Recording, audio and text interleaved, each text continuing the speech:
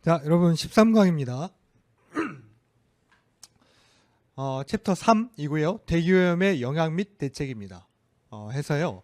앞에 있던 내용들하고 여기서 흡사해요. 그러니까 어떤 가스상 물질 같은 것들, 이런 물질들의 어떤 대표적인 특성들, 기본적인 것들, 그런 것들이 여기 열거되어 있고요. 그 중에서 여기 파트에서 좀 중요하게 생각하는 건 우리한테 미치는 영향과 특히 이제 식물한테 미치는 영향 관련한 것들을 여기서 좀 살펴볼까 합니다. 해서 복습하는 개념으로 일단 한번 들어보세요. 황산화물이 있는데 무색이고요, 불연성이고요, 그 다음에 어떤 환원성과 그 다음에 표백성 같은 것들을 띠고 있습니다. 대기 중에 어떤 체류 시간이 좀 짧은 편이고요, 용해성이 좋기 때문에 산성비로서의 어떤 기여도가 크다, 이렇게 볼 수 있다는 거죠. 그 다음에 인체에 미치는 영향은 대부분의 가스상 물질 같은 경우에는 상기도에서 좀 제거가 됩니다만, 이제 황산의 어떤 미스트 형태로 존재한다고 했을 경우에 독성도 상가 상승작용 해서 한 10배 정도로 증가하면서 하기도에 영향을 주더라, 이런 얘기. 환원형 스모그를 유발하는 주된 원인 물질이 됩니다. 앞에 질소산화물 같은 경우에는 어떤 거? 산화형 스모그의 원인이었던 LA형 스모그, 그런 것이 원인이 됐었죠. 그 다음에요, 식물 재산에 미치는 영향 해서 나와 있습니다. 백화현상, 하얗게 만든다는 거죠. 백화현상 주로 어디서 보실 수 있냐면 그 벽돌 있죠. 빨간색 벽돌 같은 것들이 원래는 아주 다홍빛으로, 다홍빛 맞나요? 약간 붉은 빛을 잘 띠고 있는데 중간중간마다 그 벽돌을 쌓기 위해서 모르타르 같은 것들을 바르잖아요. 근데 그 모르타르 같은 것들이 시간이 지나면 주변으로 이렇게 하얗게 번집니다. 빗물 같은 것들의 영향이라든지 바람, 뭐 이런 것들, 풍화의 작용에 의해서 조금씩 색깔이 변질이 되는 거죠. 그런 것들을 이제 백화 현상이라고 하고, 맥 간에 반점 같은 것들을 일으킬 수 있고요. 심할 경우에는 흑반병 같은 것들이 진행되면서 잎이 퇴색해서 고사합니다. 낮 동안 그 다음에 습도가 높을 때 이런 미스트 형태가 되어야지만 어떤 피해가 높아지고요. 앞에 환원형 스모그 혹은 이제 환원성이 있다 했었었죠. 그러니까 수증기 형태로 존재하는 어떤 물방울 같은 것들, 그러니까 H2O 형태로 존재하는 잎에 다량으로 부착되어 있는 물을 거기서 이제 산소 같은 것들 하나 빼들면서 수성가스 같은 걸 만들어요. 그러면서 동시에 그 어떤 잎에 탈색 같은 것들을 유발합니다. 그래서 백장미 같은 거 있죠. 그런 것들 만들 때 이런 황이 좀 들어갑니다. 지표식물은 알팔파, 담배, 육소홍 같은 것들이 있고, 강한 식물은 협죽도, 깝치, 밤나무, 쥐똥나무, 감귤, 양배추, 옥수수, 무궁화, 이렇게 돼 있어요. 여기 내용이 중요해요. 이 파트의 주요 포인트는 물론 인체에 미치는 영향 관련한 것도 꽤 중요하지만 지표식물과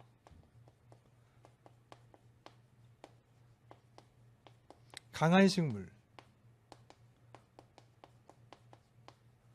이것을 이제 구분하실 수 있는가를 자주 묻습니다. 그래서 질소산화물도 그렇고요, 불화수소도 그렇고요, 그 다음에 뭐 PAN 같은 것들도 그렇고요. 전부 다 이제 지표식물 같은 것들을 좀 중요하게 생각을 하셔야 하는데, 지표식물과 강한 식물 둘 다 있기 때문에 이걸 양쪽으로 다 외우시는 건 약간 효율성이 떨어진다고 보고요.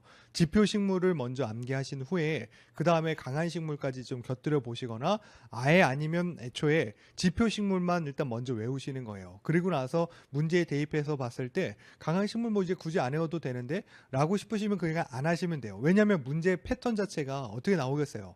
다음 중에 이런 SO2의 지표식물은 잘못된 것은, 지표식물로 아닌 것은 이렇게 물을 거 아니에요. 그러면 보기 1, 2, 3번 중에 3, 4번 중에 1, 2, 3은 지표식물에 해당하는 걸 줄 거고, 4번 같은 것들을 그 SO2의 강한 식물로 대체해서 준다든지, SO2와는 연관관계성이 없는 걸 준다든지 이럴 거 아니겠어요? 그래서 어지간하면 지표식물 암기하시는 게 좋습니다. 해서 지표식물은 종류가 여러 가지인데, 여기서 지금 있는 SO2 같은 경우에 있잖아요. SO2는 이렇게 하시는 거예요. 아휴,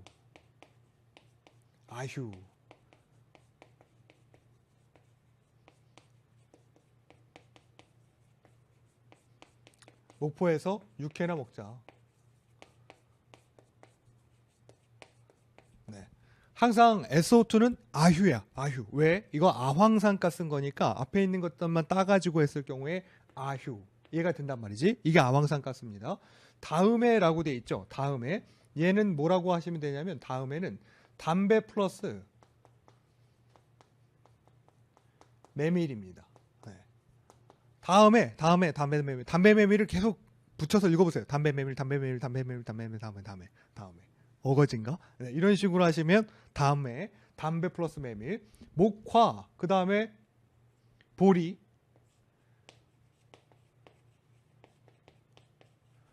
를 설명하고 있고요. 그 다음에 육이라고 되어 있는 거 있죠? 육은 육송입니다. 네. 그 다음에 먹자라고 되어 있는 거 있죠? 얘는 이제 자주개나리. 네. 이 정도 정리하시면 될 것 같아요. 아휴. 다음에 목포에서 육회나 먹자 해서 지금 보는 것처럼 알팔파가 자주개나리거든요. 네.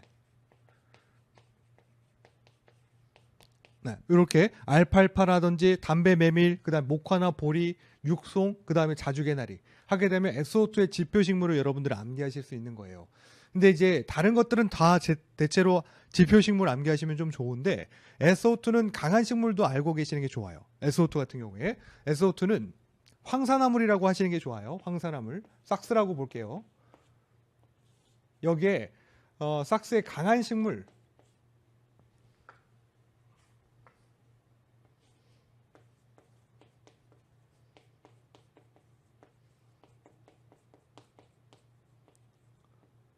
이다 하면 이것도 어떻게 하시냐면 아휴 똑같습니다. 아휴 감옥에서 무협지로 수양했나봐. 네, 이렇게 하시는 거예요. 아휴 감옥에서 무협지로 수양했나봐. 응? 너무 이제 세서 나온 거야. 왜? 이제 강한 식물인 거니까 무협지 보고 이제 그 감옥에서 얼만큼 이제 연습을 많이 했길래 원래는 나한테 상대가 안 됐던 애가 엄청 세져서 온 거예요. 그렇게 해서 암기하시는 겁니다. 앞에 아유는 뭐라고요? 황산가스를 설명하는 거고 감이라고 되어 있는 거 여기 감은 뭐겠어요? 앞에 보이시나요? 네, 감귤입니다. 그럼 얘는 옥은 옥수수겠죠. 무는요? 무궁화고요. 협은 협죽도입니다. 지는 쥐똥나무를 말하고요. 네. 그 다음에 수는 옥수수. 여기 옥수수 했지? 그러면 양배추.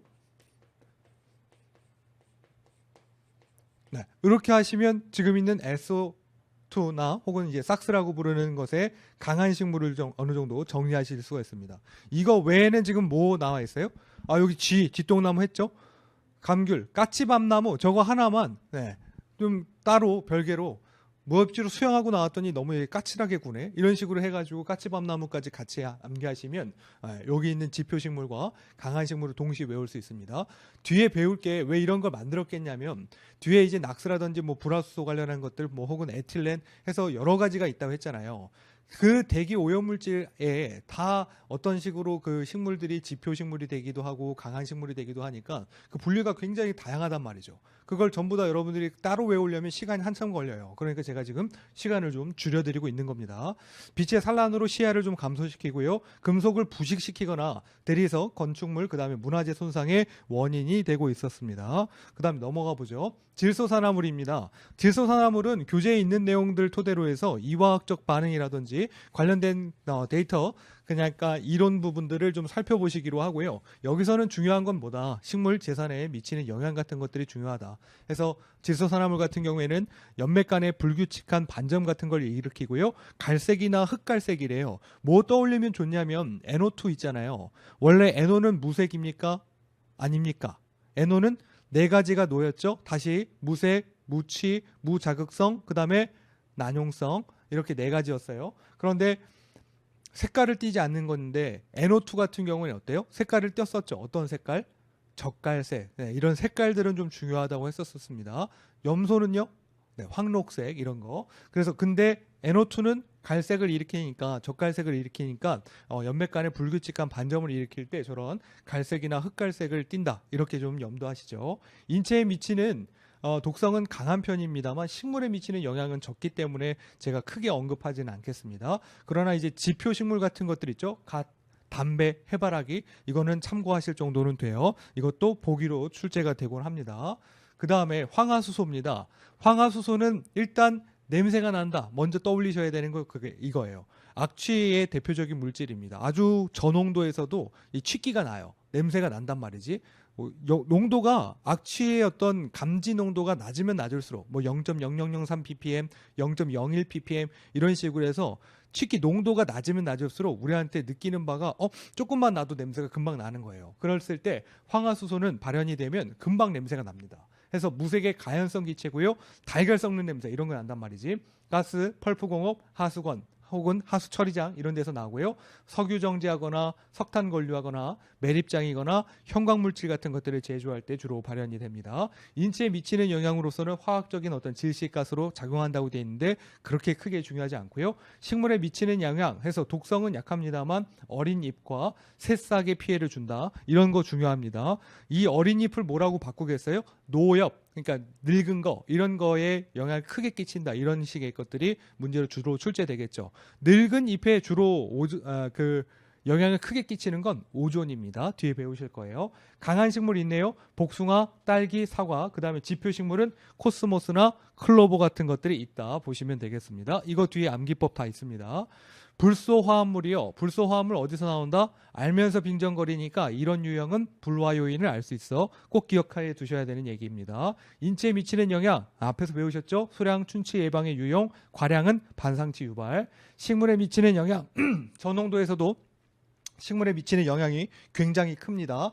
잎의 가장자리 또는 선단의 갈색 변화 이것도 마찬가지 갈색의 변화를 일으키고요. 강한 식물은 알팔파나 콩, 양배추 있는데 지표식물을 보시는 게 좋습니다. 글라디올러스, 옥수수, 자두, 메밀이라고 돼 있죠. 이것 또한 암기법으로 만들어 드릴 겁니다. 오존입니다. 무색, 무미, 난용성, 자극성, 생선치 앞에서 배우셨어요. 그 다음에 하고동조 특성, 산화형 스모그의 지표 물질 그 다음에 인체에 미치는 영향, 사람의 눈 자극, 만성 노출 시 천식, 폐충혈 앞에 배운 거죠. DNA, RNA 작용한다라는 거 등등등. 식물에 미치는 영향, 식물은 동물보다 더욱 민감하게 반응하고요. 그 피해는 급격하게 나타나며 상당한 수준에 이른다고 알려져 있습니다. 식물의 엽록소를 파괴해서 이 표면에 전부 다 갈색 또는 회색의 작은 반점을 나타내고요. 지표식물은 파나 시금치, 토마토, 담배 혹은 포도 등입니다. 네, 여기도 뒤에 암기법으로 만들어 드릴 거예요. PAN이라고 되어 있죠. 오존과 더불어 하루 중 한낮의 농도가 높습니다. PAN은 열적으로는 불안정해서 다른 물질하고 반응하기가 좀 좋습니다만 오존보다는 안정적인 산화제다 이런 얘기하고 있고요. 인체에 미치는 영향은 오존보다는 눈, 코의 점막을 더욱 강하게 한다 그랬고 기관지염을 유발하거나 호흡기 계통의 어떤 질병을 악화시킵니다. 식물에 미치는 영향 어떻게 생각하시면 돼요? 잎의 뒷면에 보면 은혜색 또는 적색의 광택성의 반점을 일으킨대요. 해서 PAN을 그냥 PAN으로 보지 마시고 프라이팬 생각하세요. 프라이팬 뒷면에 보시면 은백색으로 코팅되어 있는 경우가 많죠. 그래서 그걸 생각해 보시면 됩니다. 잎의 뒷면에 은혜색으로 광택성의 어떤 반점을 일으킨다. 지표식물은 샐러리나 강낭콩 등입니다.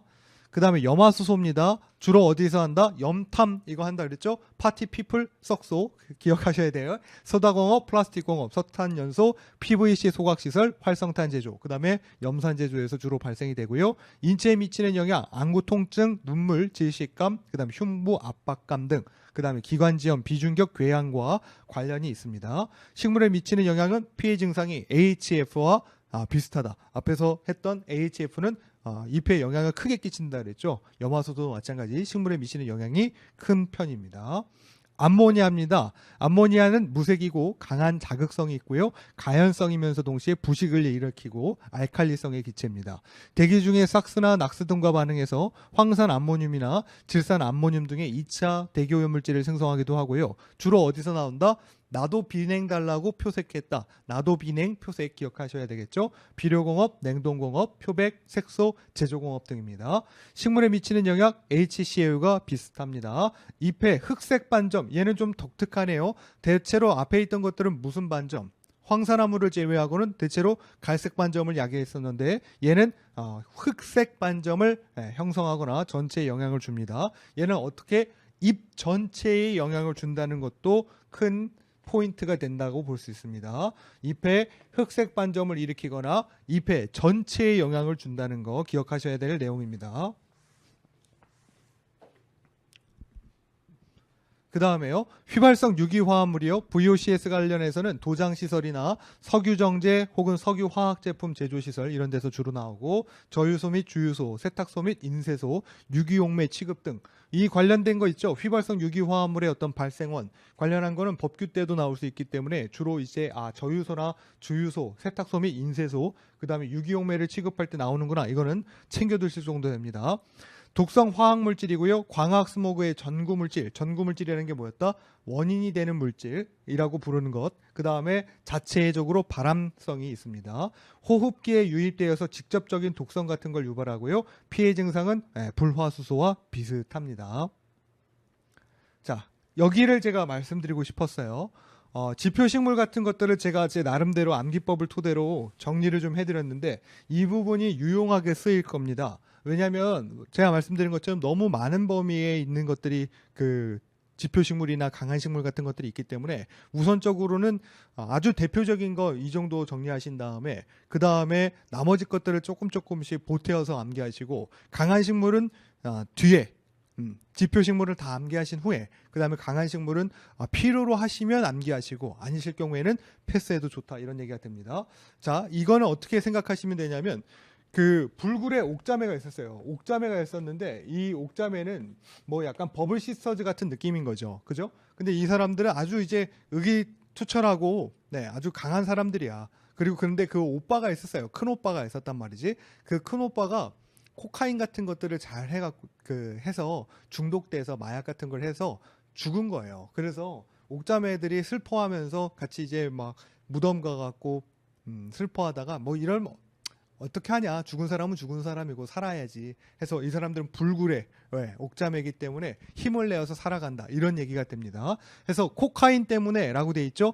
코카인에서 코는 일산화탄소를 말하고요. 지표식물로서는 가장 대표적으로 많이 나오는 것이 카나리아입니다. 코카인 때문에 반강시가 되어서 죽었어요. 이렇게 막 창백해져서 죽었다 이거지. 그래서 반강시에서 반은 뭐예요?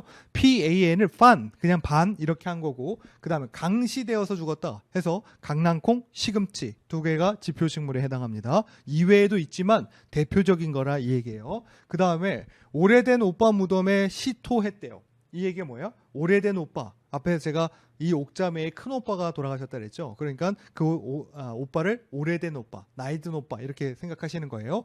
오래된 오빠 무덤에 시토했대요. 이건 그냥 제가 한자 만든 겁니다. 뭐냐면 이제 사람이 이제 좀 돌아가셨을 때 무덤에다가 이제 흙 한 뭐 3번 정도 이렇게 퍼서 순서대로 이렇게 하시는 그 어떤 풍습 같은 것들이 있잖아요. 그래서 그런 것들을 표현하려고 한 거예요. 오래된 오빠 무덤에다가 시토를 한 거예요. 이분들이 옥자매가. 그래서 오래된 오빠라고 했을 때 오래된 건 뭘 뜻하는 거냐면 앞에 제가 그 오존 같은 경우에는 뭐에 영향을 크게 끼친다? 오래된 잎에 크게 영향을 끼친다. 그래서 오래된 잎에 영향을 크게 끼치는 오는 뭐겠어? 오존입니다. 오존.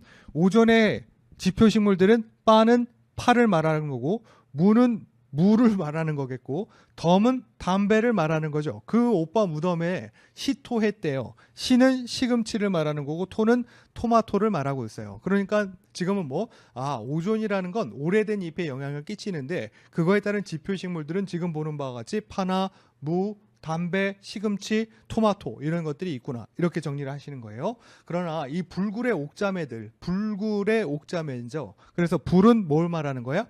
불소를 말하는 거고 굴은 글라디올로스. 그것을 굴이라고 한 겁니다. 의라고 돼 있는 거 있죠? 의는 약간 어거지지만 의린 소나무. 어린 소나무 이렇게 해보세요. 어린 소나무 그 다음에 옥자매 했을 때 옥은 옥수수, 자는 자두, 매는 메밀입니다. 황토 무덤에서 코하고 잠들었대요. 그러니까 너무 울고 슬퍼가지고 어쩔 수 없이 그냥 거기서 이제 뉘엿뉘엿 잔 거죠. 그래서 황토 무덤 했을 때 황은 황화수소를 말하는 거고 토는 토마토, 무는 무, 덤은 덤배겠죠. 담배겠죠. 코는 코스모스. 그 다음에 오는 오이가 됩니다. 그 다음에 아무래요. 오래된 오빠 돌아가셨으니까 암울하단 말이지. 그래서 암울해서 매일같이 토하면서 울 수는 없지 않냐. 뭐 이런 취지입니다. 암은 암모니아를 말하는 거고, 매는 메밀, 매일이라고 돼 있죠. 그걸 메밀이라고 한다 이거예요. 토는 토마토, 해는 해바라기. 토는 이제 어지간하면 토마토라는 거 여러분들 눈치채셨죠. 그 다음에 아휴. 황사나물 같은 경우에는 두 가지가 있다 했습니다. 아휴 해갖고 감옥에서 무협지로 수양한 것과 아휴 다음에 목포에서 그냥 육회나 먹자 했던 거, 하나는 지표식물이고 하나는 강한식물이라는 거 기억해 두셔야 돼요. 아휴 다음에 담배 플러스 메밀, 목화, 그 다음에 보리, 육송, 자주개나리 이런 식으로 정리하시면 지금 있는 대표적으로 문제로 주로 출제되는 것들에 대한 지표식물들을 한 번에 좀 정리할 수 있었습니다. 여기 이제 지금 보이지 않는 낙스라든지 그 다음에 이제 에틸렌 이런 것들은 부차적으로 좀 암기를 하시거나, 질소산화물 같은 경우에는 출제 빈도수가 얘네들보다는 조금 떨어진다고 보기 때문에 질소산화물은 뭐 가시나 아스파라거스 이런 거 있다라는 것들을 상호적으로 이제 좀 기억해 두실 정도 되고요. 에틸렌은 제가 조금 이따 다시 한번 설명을 드려볼까 합니다. 자, 그렇게 해서 여기 있는 내용들을 좀 살펴봤는데요. 80페이지에 있던 내용들이었죠. 그래서 처음에는 이제 탄화수소 관련한 거 있는데, 탄화수소는 앞에 어지간하면 그 탄화수소류 관련한 얘기들을 제가 정리를 해서 했었기 때문에 여기서는 그렇게 하지 않을게요. 그냥 보시기만 하면 됩니다. 그 다음에 81페이지에 황산화물 관련한 것들 어지간하면 PPT에 있는 내용들과 거기 있는 내용들만 그냥 참고하시면 될 정도고요. 그 다음에 질소산화물 관련한 것들은 여기 있는 이화학적 특성이나 생성 특성은 제가 언급하지 않았죠. 그러나 앞에 벌써 두어 차례에 걸쳐서 질소산화물에 관련한 것들을 언급했기 때문에 여기 있는 부분을 읽어보시면 될 정도라고 생각합니다. 그 다음에 넘어가죠. 일산화탄소 같은 거 있고요. 일산화탄소도 앞에서 말씀드렸던 바와 여기 있는 게 크게 다르지 않기 때문에 이론적인 부분만 참고로 보십니다. 그 다음에 이산화탄소 마찬가지, 황화수소, 그 다음에 불소화합물, 그 다음에 오존이나 펜, 염소, 염화수소, 암모니아, 휘발성 유기화합물 관련한 것들을 여러분들한테 다 정리를 좀 해드렸고요. 여기에 없는 것들 중에 하나가 에틸렌인데,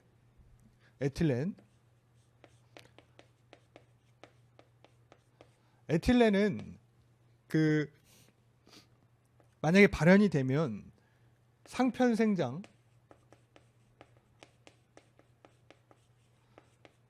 어떤 전두운동 같은 것들을 방해하고 성장을 저해시킵니다. 이제 식물의 잎의 어떤 넓게 퍼짐 이 잘 안 되게끔 만들고, 그러면 이제 광합성을 잘 못하게 되니까 얘네들이 좀 폐사하기가 좀 좋죠. 그 다음에 줄기의 어떤 신장 같은 것들을 좀 저해시키는, 결국은 얘네들을 잘 자라지 못하게 하는 거에 영향을 크게 끼치는 것이 에틸렌인데요. 이 에틸렌이 문제에 나오면 지금 보는 것처럼 상편생장이나 전두운동, 성장저해 관련된 것들이 여기에 해당하는 거니까 이거 나오면 에틸렌 찾으셔도 되고, 얘의 강한 식물을 암기하시는 게 도움이 됩니다. 강한 식물은 대표적으로 이렇게 있어요. 양배추, 그 다음에 상추, 그 다음에 양파, 이렇게 있습니다. 이 중에 여러분들 생각해 보세요. 양배추, 상추, 양파 이 세 분 다 뭐 하는 거죠? 연예인 아닙니까? 이 세 분 다. 그죠? 어쩌다 보니 그렇게 된 거지. 양배추 씨는 지금 이름을 좀 바꿔서 나오고, 상추 씨는 못 나오고, 양파 씨는 잘 안 나오고 요새 그렇게 정리가 돼 있죠.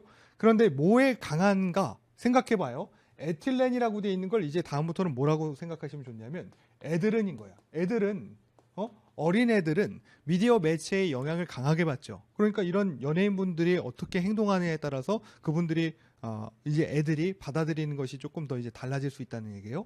그러면 맨날 이제 어른들이 그런 얘기 하죠. 너 밖에 안에서 TV만 보면 키도 안 자라고 머리 나빠진다 이런 얘기 하잖아요. 애들은 밖에서 놀아야 된다 이런 게 약간 정론이지 않습니까? 그래서 어떻게 애들은 이런 양배추나 상추나 양파 같은 연예인들한테 미디어 매체의 영향을 강하게 받아. 그래서 그 애들은 미디어 매체 같은 것만 보고 집안에서 있으면 이런 생장이라든지 운동 같은 것들 못하게 되고 성장 같은 것들도 저해가 돼. 이런 식으로 암기하시면 에틸렌은 여러분들 지금 머릿속에 박혔다. 예, 볼 수 있겠습니다. 자, 그런 식으로 좀 정리를 하시죠.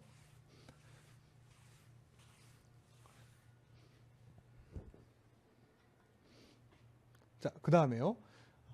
입자상 오염물질의 어떤 특성과 피해 영향입니다. 앞에서는 이제 가스상 물질의 피해 특성 이런 것들을 살펴봤고, 특히 가스상 물질들이 식물 이런 거에 영향을 끼치는 거 해서 지표식물과 강한식물 같은 것들을 언급해봤고요. 입자상 오염물질은 우리가 생각했을 때 뭐가 우리한테 영향을 크게 끼칠까? 대표적으로 어떤 거 있어요? 네, 대기질 나빠 보여요.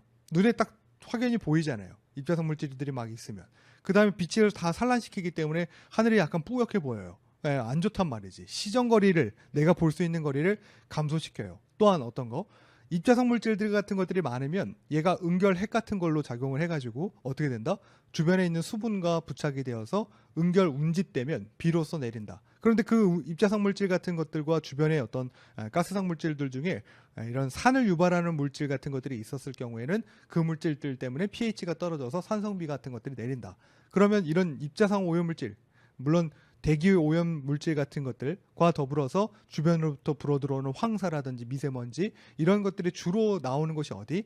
대도시 주변. 네. 시골보다는 거기가 더 한 거죠. 그럴 경우에 산성비가 내릴 가능성이 크다. 그러니까 강우가 잦고 강우가 잦은데 pH가 낮은 산성비가 내릴 가능성이 크다. 이렇게 보시는. 그래서 대기 오염물질 같은 것들 중에서도 입자상 오염물질이 우리한테 영향을 끼치는 것들이 그런 것이 있다. 이렇게 정리하시는 겁니다.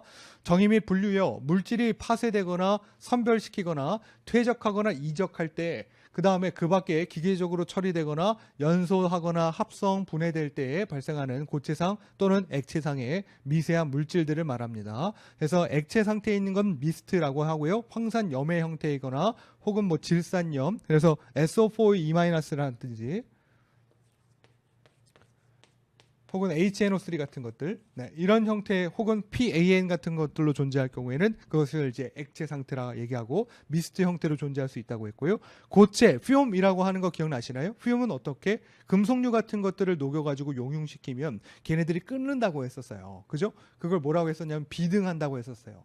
비등해서 그게 승화가 됐을 때 저온에서 냉각이 되면 고체상 입자들로 석출이 된다고 했었는데 그 입자 사이즈가 0.001에서 1마이크로미터 정도 되는 아주 미세한 거였었죠. 그래서 우수한 방진 마스크 같은 것들, 주변에 어떤 부대 설비가 조금 좋은 고효율의 집진 장치 같은 것들 이런 것이 필요하다 했었습니다.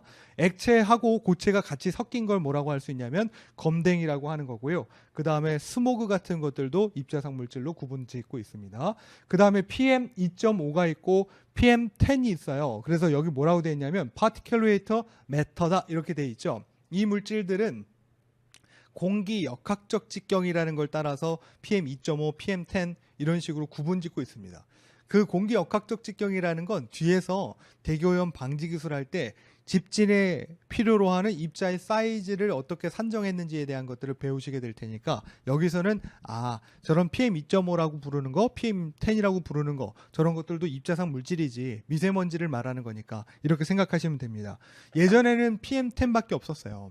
근데 이제 PM2.5가 우리한테 미치는 영향이 더 크다라는 것을 알게 된 후에 대기오염물질로 구분짓고 있습니다. PM2.5도 마찬가지예요. 그 다음에 초밀입자라든지 미세입자, 그 다음에 거대입자 혹은 쟤를 조대입자 이런 식으로도 부르고 있습니다. 이런 분류가 나와 있고 그 다음에 미스트하고 이런 애들도 다 입자상 물질이거든요. 포그, 네. 이건 이제 안개지. 네. 그죠? 얘도 마찬가지 안개라고 볼 수 있잖아요. 쟤도 안개고. 그러면 미스트랑 포그는 어떤 차이가 있을까? 미스트는 여러분들 앞에 뿌리는 그 수분 미스트라고 생각해 보시면 좋아요. 왜냐하면 그걸 막 아무리 뿌린다고 해도 내가 저기 있는 걸 못 보지는 않잖아요. 그러니까 미스트 같은 경우에는 시정거리가 내가 볼 수 있는 거리가 1km 이상 되는 것이 미스트고요. 그 다음에 포그는 안개가 짙은 농후한 거예요. 그래서 내가 볼 수 있는 거리가 1km 미만이다 할 경우에는 포그라고 쓰고 그 다음에 시정거리가 1km 이상으로 넓게 볼 수 있으면 더 멀리 볼 수 있으면 미스트다 이렇게 구분 짓고 있습니다. 자, 그 다음에요. 이렇게 종류가 나와 있죠. 입자상 물질의 종류 및 특성에서 미스트는 방무라고도 불리고요. 증기의 어떤 응축이라든지 기체의 화학 반응에 의해서 생성되고 가시거리가 1km 이상 됩니다. 그다음 안개는 포그라고 부르고 습도 90% 이상의 냉각에 응축되는 형태로 돼서 미스트보다 탁도가 조금 높다, 흐리다는 거죠. 가시거리가 1km 미만이 됩니다. 연무라고 되어 있는 게 있는데요. 이것도 마찬가지 헤이즈라고 해서 습도는 75% 미만인데 건조한 분산질이다, 이렇게 봐요. 그래서 여기 있는 것도 다 미스트나 그 다음에 안개 이런 것들은 습도가 한 90% 대체로 이상인데 얘는 조금 그거보다는 떨어진다는 것과 건조한 분산질이라는 걸 기억해 두시면 좋겠고, 그 다음에 먼지라는 건 대기 중의 부유에 흩날려 침강하는 입자상의 물질을 말하며, 매연은 연소 공정에서 불완전 연소에 발생하는 유리된 탄소다, 이렇게 부르고, 그 유리된 탄소랑 그 다음에 액체상 물질이랑 결합돼서 있는 것이 검댕이다 했던 거 기억하시죠? 퓨옴이라고 되어 있는 거 도금금속의 승화, 용융 과정에서 발생된 증기의 어떤 냉각 응축되는 과정이다. 그래서 입경 사이즈별로 좀 정리가 되어 있나요? 그래서 성상은 얘는 액체고 얘는 고체이거나 액체일 수 있고, 얘도 마찬가지 고체이거나 액체일 수 있다. 여기서는 문제에서 주로 묻는 건 아주 까다로운 문제일 경우에는 입경 관련하는 것들로 통해서 입경과 동시에 이제 여기 있는 생성기구의 특성 관련한 것들 있겠죠. 그런 것들을 이제 제시한 다음에 여러분들한테 문제로 내는 그런 경우가 있습니다. 그래서 이 내용들은 정리를 따로 해두실 필요 있다. 자, 그 다음에 영향입니다. 얘네들은 그럼 우리한테 어떤 영향을 끼칠까? 대기질에 있어서 빛을 산란하고 흡수를 하기 때문에 내가 볼 수 있는 시정거리를 단축시킨다. 그래서 가시거리 같은 것들이 단축되고요. 대기 내의 체류 시간이 길 경우에는 대기를 지속적으로 악화시키면서 동시에 대기 내의 화학 반응을 촉진시키는 촉매 역할이 되어서 응결 핵으로 작용하면서 동시에 광화학적인 반응 속도를 증가시킵니다. 네. 그 다음에 인체에는 호흡기에 영향을 주고 중독 같은 것들을 유발하면서 대사 기능 같은 것들의 장애를 일으킬 수 있다. 이 정도면 됩니다. 빛의 산란의 가장 이제 중요한 점은 위의 것과 그 다음에 세 번째 거, 이 두 가지가 중요하다고 볼 수 있습니다. 그 다음에 빛의 분산 특성입니다. 앞에서 제가 레일리 산란하고 미산란 관련한 것들을 말씀드렸어요. 레일리 산란이라는 것은 지금 나한테 조사되는 이 파장력과 그 다음에 입사되는 이 파장력과 입자의 반경의 사이즈가 굉장히 현격하게 차이가 나서 입자의 반경이 아주 작을 때 그러면 전방과 후방으로 빛이 산란이 완연하게 다 일어난다, 이런 얘기 했었고, 미산란이라는 건 전방만 산란이 좀 현저하게 일어나고 후방은 미미하다, 이런 얘기 했었습니다. 그 다음에 입경 산정하는 방법이 있는데 공기 역학적 직경과 그 다음에 스토크스 직경이라는 게 있다. 이 두 가지는 뒤에 어차피 배우실 거예요. 그러나 입경이라는 걸 왜 산정할 필요가 있을까? 입경 해서 직경을 산정하려고 하는 거예요. 직경을 산정하는 데 있어서 구형이 아니면 얘를 어떻게 산정할까, 이런 얘기가 돼요. 이게 왜 중요할까 생각해보면 뒤에 입자의 침강 속도를 VG라고 하는 그 스토크스 식에 따르면 이렇게 된대요. 18뮤에 그 다음에 dp 제곱 로우 p 마이너스 로우 중력과 속도 g입니다. 여기 있는 dp라는 것이 입자의 직경을 말하는 건데 얘는 구형으로 가정해서 집어넣은 거거든요. 그럼 어떠한 걸 기준으로 해서 구형으로 가정해서 넣었을까? 왜냐하면 먼지는 구형이 아니거든요. 어떻게 생겼어요? 뭐 이렇게 생겼을 거 아니에요. 그런데 얘를 그럼 구형으로 가정하는 어떤 기준이 있어야 되잖아요. 그걸 어떻게 만들었다? 공기 역학적 직경과 스토크스 직경으로 만들었다. 그래서 만약에 자, 이렇게 합시다. 이거는 어차피 뒤에 배울 내용이라 가볍게만 들어보세요. 일반적으로 이제 이걸 현미경으로 직접적으로 관측해서 나온 사이즈를 가지고 이렇게 이 직경으로 하게 되면, 이 길이 정도 하게 되면 이 먼지의 직경이다라고 볼 수 있는 방법이 세 가지가 있어요. 어떤 게 있냐면, 자, 이렇게 생겼어요. 이런 식으로. 이렇게 생겼을 경우에 일단 딱 가운데를 두 개를 갈라봐요. 이런 식으로. 입자에 투영되는 면에 가운데를 갈라서 여기하고 요 두 개 이제 직선의 거리 있죠. 이거를 가지고 이 먼지의 사이즈다, 직경이다라고 한 게 있는데 그것이 이제 마틴경입니다. 마틴경이라고 불러요. 어떻게 한다고? 이등분으로 한 선의 길이를 재가지고 한 것이 마틴경. 그 다음에 아까 현미경으로 관측했다 그랬죠. 현미경으로 보이는 바가 있을 거 아닙니까? 이 정도가 보였대요. 네. 그래서 이 현미경으로 관측된 구형의 사이즈를 가지고 어떤 이 입자의 이 먼지의 직경이다라고 했던 것이 있었는데 그것이 헤이 호두경입니다. 네. 그 다음에 여기를 이어요. 여기랑 가장 끄트머리 여기하고를 이은 거야. 여기에 길이를 산정한 겁니다.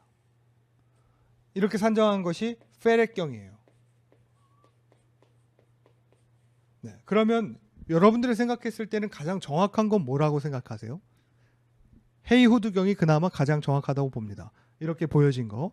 그 다음에 마틴경은 이 입자를 너무 과소하게 조그맣게 평가했다고 판정되고요. 그 다음에 페렛경은 이 입자의 직경을 너무 크게 판정했다라고 하고 있어요. 그래서 얘는 과대평가됐고 얘는 과소평가됐다. 얘는 조금 그나마 정확하다. 이렇게 볼 수 있는 거예요. 그 다음에 이런 직접적으로 관측해서 현미경으로 관측하는 것 외에는 어떤 게 있을 수 있겠냐면 이제 그 간접적으로 측정하는 방법들 중에는 그런 거 있죠. 여기 여과지를 두는 거예요. 여과지 안에 주변의 입자상 물질 같은 것들이 여기에 포집이 돼요. 그러면 여기에 빛을 쐬요. 그러면 얘가 갖고 있던 초기의 빛의 세기가 있죠. 바깥으로 통과가 돼요. 요게 이제 나중 강도가 나와요. 그럼 여기에서부터 여기까지 또 뭐가 있냐면 거리가 있어요. 그러니까 이걸 가지고 이 먼지가 얼마만큼 있길래 내가 갖고 있던 초기의 강도가 저기까지 도달했을 때 이 내가 갖고 있던 세기만큼 안 나오지?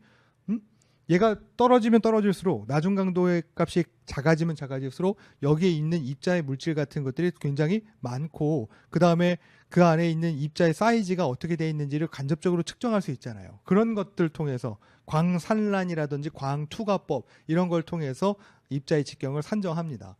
그 다음에 이제 조금 더 이제 문제 이론적으로 접근하는 이런 VG 같은 것들에 접근 유도 가능한 것이 저런 스토크스 직경과 앞에 말했던 공기역학적 직경을 통해 가지고 PM2.5라든지 PM10이라는 걸 정의를 한 거예요. 그런데 이제 이런 내용들을 어디서 배우실 거다? 네, 집진 기술 관련한 것들의 기본 파트에서 배우실 겁니다. 여기에서는 그런 게 있구나 정도 한 다음에 뒤에 가서 그 내용을 배우신 후에 다시 보면 또 느낌이 좀 다르니까요. 지금 여기서는 너무 구태여 설명드리지 않으려 합니다. 자, 그 다음에 빛의 분산 특성과 가시거리의 산정평가 해서 밑에 보시면 가시거리를 계산하는 가시도라는 것을 계산하는 방법이 있고 그 다음에 가시거리를 계산하는 방법이 있대요. 여기는 제가 아무리 고쳐도 이게 103이라고 나오네. 이건 10의 3승입니다. 네, 10의 3승이에요. 이건 103이라고 하면 큰일 납니다. 10의 3승이에요. 제가 이거 매번 이거 고치는데도 수정이 잘 안 되더라고요. 그래서 이건 어쩔 수 없어요. 매번 할 때마다 제가 이렇게 표시를 해야 돼요. 여러분들 교재에는 정확하게 나와 있습니다. 자, 보면 뭐라고 되어 있냐면 가시거리래요. 그래서 뭐라고 써 있어요? 처음에 델타 I라고 써 있습니다. 가시거리를 볼 수 있는 정도라는 것은 델타 I로서 계산이 될 수 있는데 델타 I 값은 어떻게 될 수 있냐면 마이너스 시그마 I에다가 D의 L이다. 이렇게 되어 있어요. 보이시나요? 그러면 지금 여기서 뭘 설명하고 있냐면 I라고 되어 있는 거 있죠? 얘가 뭘 말하고 있냐면 빛의 초기 강도예요. 빛의 초기 강도가 있고 DL이라고 되어 있는 거 있죠? 그러니까 DL이라는 건 빛을 초기에 쐬어가지고 어디까지 도달했을 때에 해당하는 거리입니다. 얘는 거리야. 그러면 델타라고 붙여져 있는 거 있죠? 이걸 델타라고 읽는데 세모라고 되어 있는 거. 세모의 델타는 항상 제가 말씀드릴 때 델타는 모모의 변화가 있어요. 이런 뜻이에요. 이런 뜻입니다. 항상 변화된 값이 있다 이거죠. 그래서 델타라는 것은 모모의 변화가 있어요. 이런 식으로 생각하면 돼요. 그러면 I라고 하는 것은 뭐라? 세기입니다. 그런데 모모의 변화가 있는 값, 뭐에 의해서? 여기 있는 식에 의해서 변화가 되는 값이라고 보시면 돼요. 됐나요? 그러면 여기 빛의 초기 강도가 거리에 따라서 뭔가 변화가 되고 거리에 따라서 델타 I 값이 변화가 되고 빛의 초기 강도가 무언가의 영향을 받아가지고 좀 변화가 될 것 같아요. 그럼 여기 있는 시그마라고 되어 있는 거 있습니다. 시그마라고 되어 있는 거 요거 있죠? 요거. 얘를 이제 소문자로 쓰면 하나의 변수, 상수값, 계수 이렇게 보시면 되는데 얘를 이제 대문자로 쓰는 거 있죠? 이렇게 쓰는 거. 이거는 뭐예요? 아이고. 이거 합이죠? 시그마를 대문자로 쓰게 되면 합입니다. 소문자로 쓰게 되면 개수라고 표현하는 거예요. 어떠한 개수값인데 무슨 개수냐면 얘는 소관계수라고 합니다. 네. 여기 앞에 있는 소 있죠? 소. 이건 이제 소멸할 때 그 소예요. 그래서 뭐라고 얘기하면 되냐면 extinction이에요. 소멸되는 겁니다. 뭐가? 빛이 소멸되는 개수값이다 이거예요. 이해가 될까요? 빛의 소멸되는 개수값에 의해서 델타 A라는 것은 처음에 빛의 강도 대비 변화가 있어요. 라고 하는 것이 가시도의 개념인 거고, 이것을 조금 더 조금 진화시킨, 빨간색으로 쓰면 이름이니까 안 되고, 이런 빛 관련해서는 주로 누가 이런 얘기를 많이 하냐면, 뭐 음악의 아버지는 바흐 뭐 이런 것처럼 램버트 비어라는 분이 계세요. 빛과 관련한 건 이분이 아버지입니다. 네. 그래서 이분의 램버트 비어에 따라서 이 식이 조금 변화가 생기는데, I는 IO 곱하기 exponential, 여기에 마이너스 A S 플러스 R 이거 곱하기 L, 네, 이런 식으로 되어 있습니다. 그런가요? 그러면 자, 여기 마찬가지로 IO라고 되어 있는 거 이게 뭐예요? 이게 초기 강도입니다. 네. 빛의 세기라는 건 얘가 갖고 있던 초기의 강도 곱하기 익스포넨셜 한 값에다가 A, S, 그 다음 R이라는 거에 합산 곱하기 그 다음에 거리다, 이런 얘기예요. 그러니까 여기에 있는 것과 여기에 있는 의미가 별로 다르지 않아요. L이라고 되어 있는 거 있죠? L, 여기 L입니다. 여기 DL이라고 되어 있죠. DL. 이것도 마찬가지. 델타랑 거의 비슷한 의미예요. 함수의 차이가 있을 뿐. DL이라는 건 거리에 변화가 있다, 이런 얘기입니다.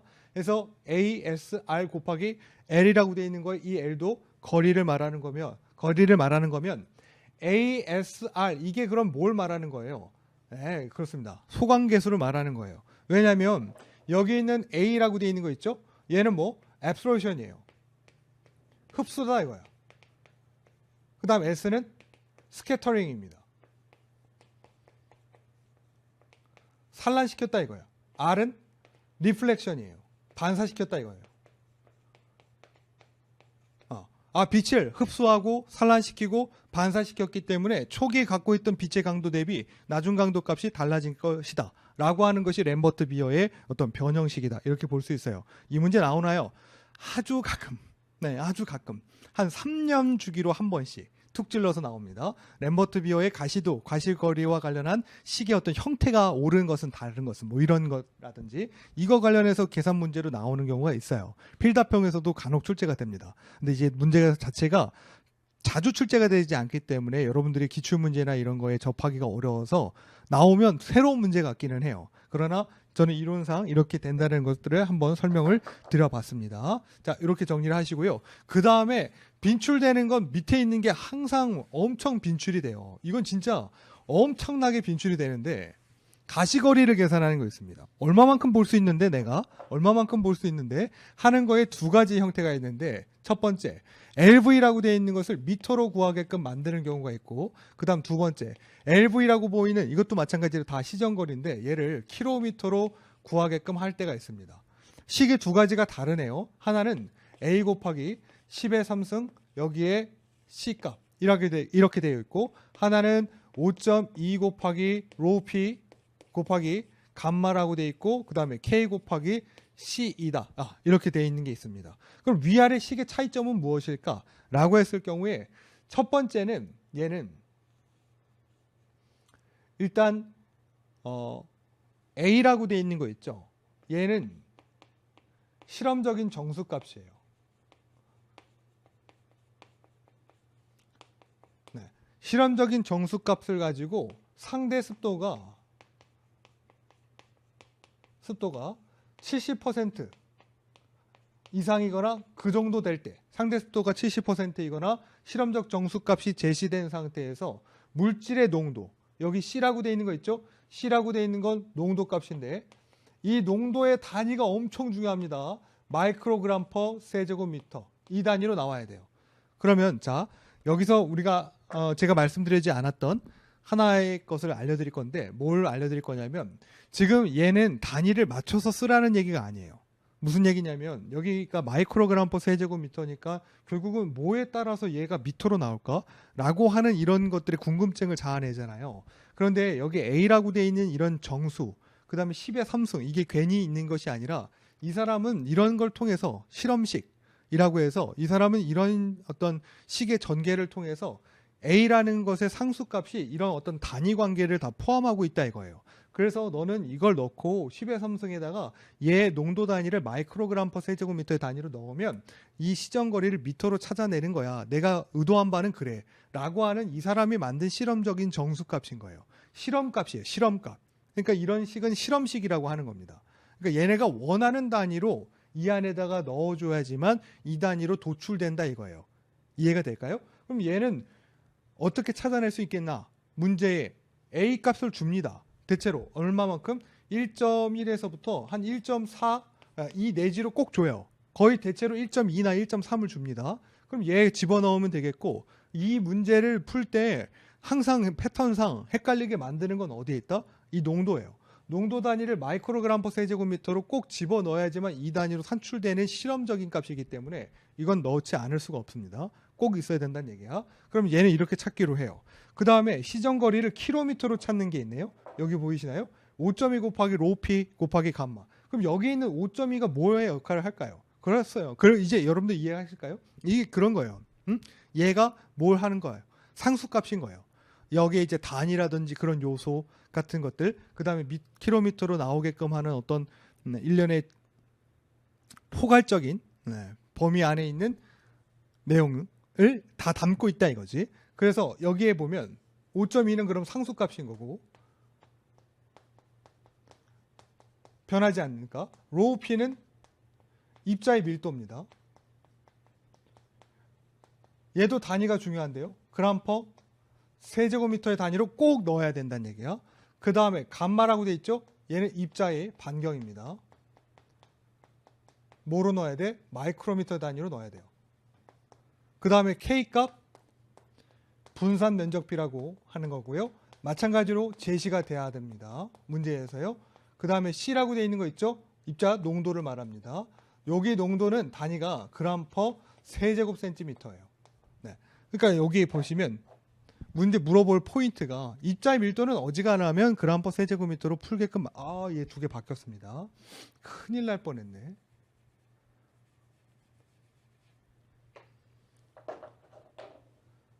얘가 세제곱미터예요. 얘가 세제곱 센티미터입니다. 그 다음 농도는 그램 퍼 세제곱미터의 단위로 쓴다라는 거. 그래서 입자의 밀도는 거의 바뀌어서 변형해서 여러분들한테 제시되지 않습니다. 어지간하면 그냥 줘요.